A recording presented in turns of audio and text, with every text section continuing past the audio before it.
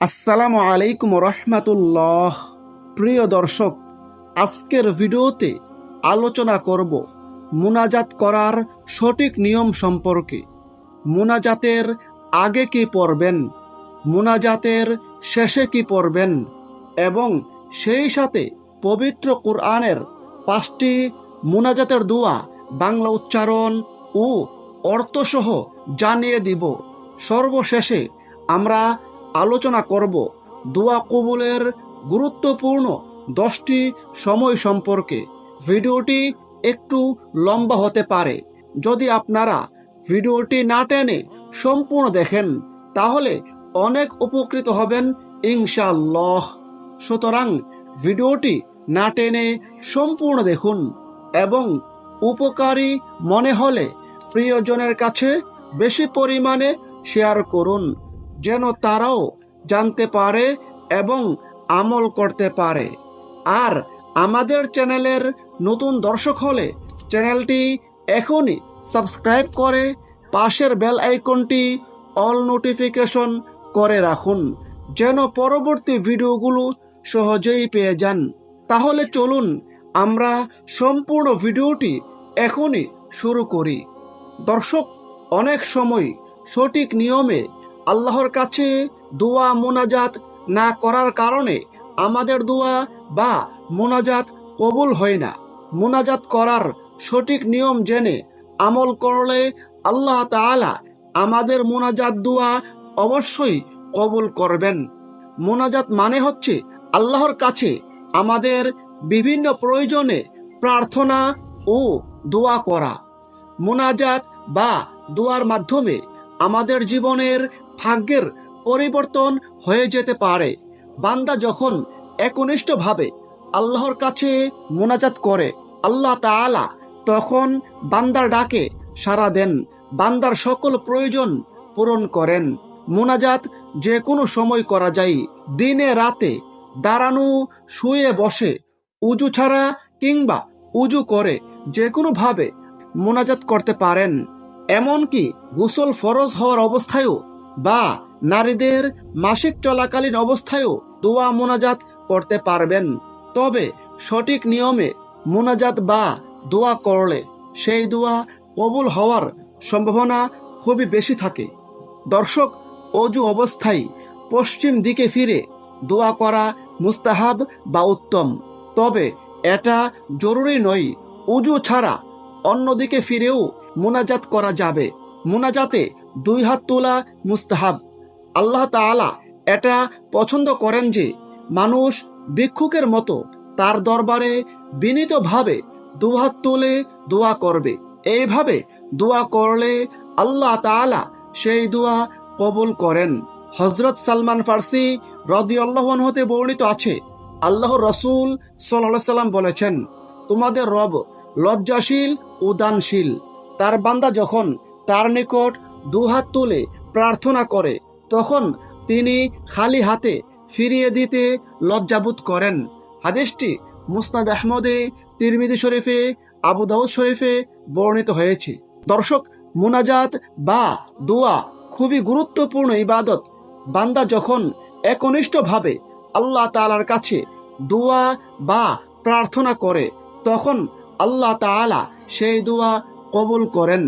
আল্লাহ তাআলা পবিত্র কোরআনে বলেন, হে নবী, যখন তোমার কাছে আমার বান্দা আমার সম্পর্কে জিজ্ঞাসা করে তখন তুমি বলে দাও যে নিশ্চয় আমি তাদের কাছে।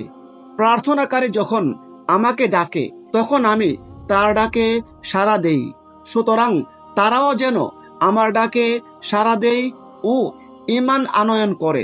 সূরা বাকারা আয়াত 186। দর্শক, মুনাজাত বা দোয়া করতে হবে বিনীতভাবে, নিচু স্বরে, মনে দৃঢ় আশা নিয়ে যে আল্লাহ তাআলা সবকিছু করতে পারেন আর তিনি অবশ্যই আমার দোয়া কবুল করবেন।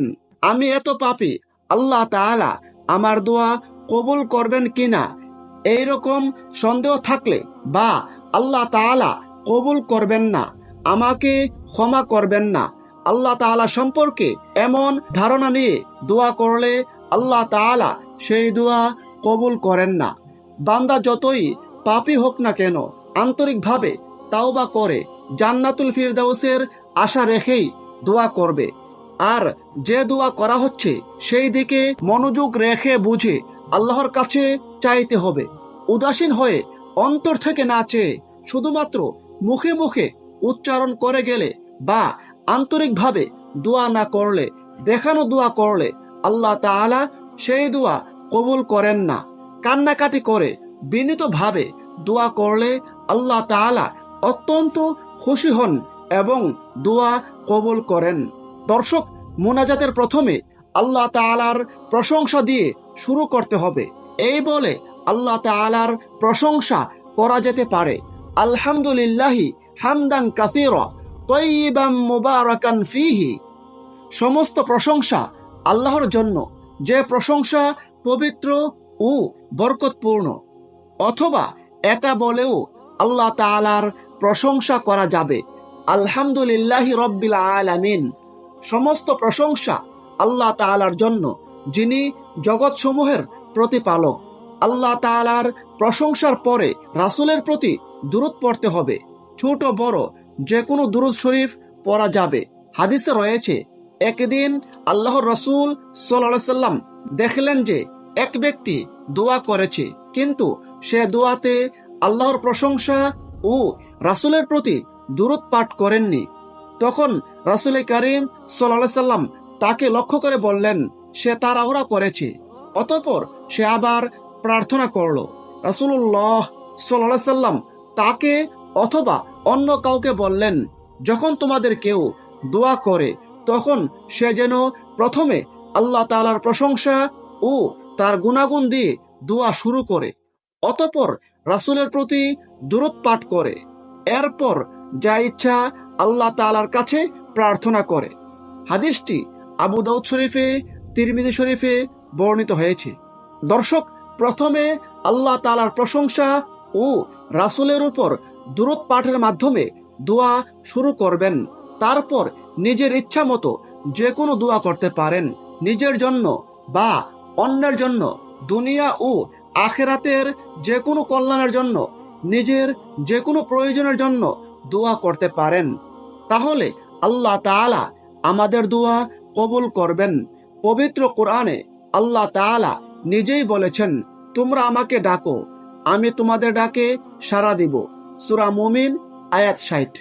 দর্শক, দোয়া করে শেষের দিকে আমিন অথবা আমিন ইয়া রাব্বাল আলামিন বলে মোনাজাত শেষ করবেন। প্রিয় দর্শক, প্রার্থনায় আপনি যে কোনো ভাষায় দোয়া করতে পারেন, তবে উত্তম হচ্ছে কোরআন হাদিসের ভাষায় দোয়া করা। পবিত্র কোরআন এবং হাদিসে যে দোয়াগুলো এসেছে সেগুলো পড়া খুবই গুরুত্বপূর্ণ। কোরআন হাদিসে অসংখ্য দোয়া রয়েছে।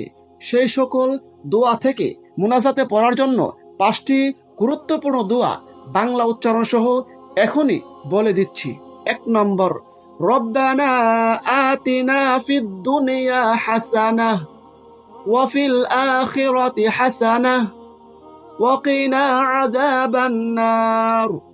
রব্বানা আতিনা ফিদ দুনিয়া হাসানাহ ওয়া ফিল আখিরাতি হাসানাহ ওয়া কিনা আযাবান নার। অর্থ, হে আমাদের রব, আমাদেরকে দুনিয়ার জীবনে কল্যাণ দাও, পরকালের জীবনেও কল্যাণ দান করো, আর আমাদেরকে জাহান্নামের আযাব থেকে রক্ষা করো। 2 নম্বর, রব্বিরহামহুমা কামা রব্বায়ানি সগীরা। রব্বিরহামহুমা কামা রব্বায়ানি সগীরা। অর্থ, হে আমার রব, তুমি আমার মা বাবার প্রতি তেমনি দয়া করো যেই রকম দয়া তারা আমাকে শৈশবকালে করেছিল। 3 নম্বর, রব্বানা যালামনা আনফুসানা ওয়া ইল্লাম তাগফির লানা ওয়া তারহামনা লানাকুনান্না মিনাল খাসিরিন। রব্বানা যালামনা আনফুসানা ওয়া ইল্লাম তাগফির লানা ওয়া তারহামনা লানাকুনান্না মিনাল খাসিরিন। অর্থ, হে আমাদের প্রভু, আমরা নিজেদের উপর জুলুম করেছি, অন্যায় করেছি, আর আপনি যদি আমাদেরকে ক্ষমা না করেন আমাদের প্রতি রহম না করেন, তবে অবশ্যই আমরা ক্ষতিগ্রস্তদের অন্তর্ভুক্ত হব। 4 নম্বর, রব্বানা গফিরলি ওয়ালিওয়ালিদাইয়া ওয়ালিল মুমিনিনা ইয়াওমা ইয়াকুমুল হিসাব। রব্বানা গফিরলি ওয়ালিওয়ালিদাইয়া ওয়ালিল মুমিনিনা ইয়াওমা ইয়াকুমুল হিসাব। অর্থ, হে আমাদের প্রভু, হিসাব গ্রহণের দিন আমাকে, আমার পিতা মাতাকে আর মুমিনদেরকে ক্ষমা করে দিও। 5 নম্বর, রব্বানা লা তুজিগ কুলুবানা বা'দা ইয হাদাইতানা ওয়া হাব লানা মিন লাদুনকা রাহমাহ ইন্নাকা আনতাল ওয়াহ্হাব। রব্বানা লা তুজিগ কুলুবানা বা'দা ইয হাদাইতানা ওয়া হাব লানা মিন লাদুনকা রাহমাহ ইন্নাকা আনতাল ওয়াহ্হাব। অর্থ, হে আমাদের প্রভু, সরল পথ প্রদর্শনের পর তুমি আমাদের অন্তরকে বক্র করে দিও না এবং তুমি আমাদের প্রতি করুণা করো, তুমি তো মহান দাতা। প্রিয় দর্শক, এখন চলুন দোয়া কবুলের গুরুত্বপূর্ণ 10টি সময় সম্পর্কে আলোচনা করি। মহান আল্লাহ তাআলা মুমিন বান্দার দোয়া সব সময় কবুল করে থাকেন। তারপরও প্রিয় নবী সাল্লাল্লাহু আলাইহি সাল্লাম সুনির্দিষ্ট কিছু সময়ের কথা হাদিসে পাকে বিশেষভাবে উল্লেখ করেছেন, যে সময়গুলোতে দোয়া করলে নিশ্চিতভাবে আল্লাহ তাআলা বান্দার দোয়া কবুল করেন। সেই সময়গুলো হচ্ছে: 1 নম্বর, ফরজ নামাজের পরের দোয়া। আল্লাহর রাসূল সাল্লাল্লাহু আলাইহি সাল্লাম বলেছেন, রাতের শেষ সময় এবং ফরজ নামাজের পরে দোয়া কবুল হয়। হাদিসটি মুসলিম শরীফ থেকে নেওয়া হয়েছে। 2 নম্বর, আজান ও ইকামতের মধ্যবর্তী সময়ের দোয়া। এ প্রসঙ্গে আল্লাহর রাসূল সাল্লাল্লাহু আলাইহি সাল্লাম বলেছেন, আজান ও ইকামতের মধ্যবর্তী সময়ের দোয়া ফিরিয়ে দেওয়া হয় না। হাদিসটি আবু দাউদ শরীফ থেকে নেওয়া হয়েছে। 3 নম্বর, রাতের শেষ তৃতীয়াংশের দোয়া। আল্লাহর রাসূল সাল্লাল্লাহু আলাইহি সাল্লাম বলেছেন, প্রত্যেক দিন রাতের শেষ তৃতীয়াংশে আমাদের রব দুনিয়ার আসমানে অর্থাৎ প্রথম আসমানে নেমে আসেন এবং বলতে থাকেন, কে আছো, আমাকে ডাকো, আমি তোমার ডাকে সাড়া দিব। কে আছো, আমার কাছে চাও, আমি তোমাকে দান করব।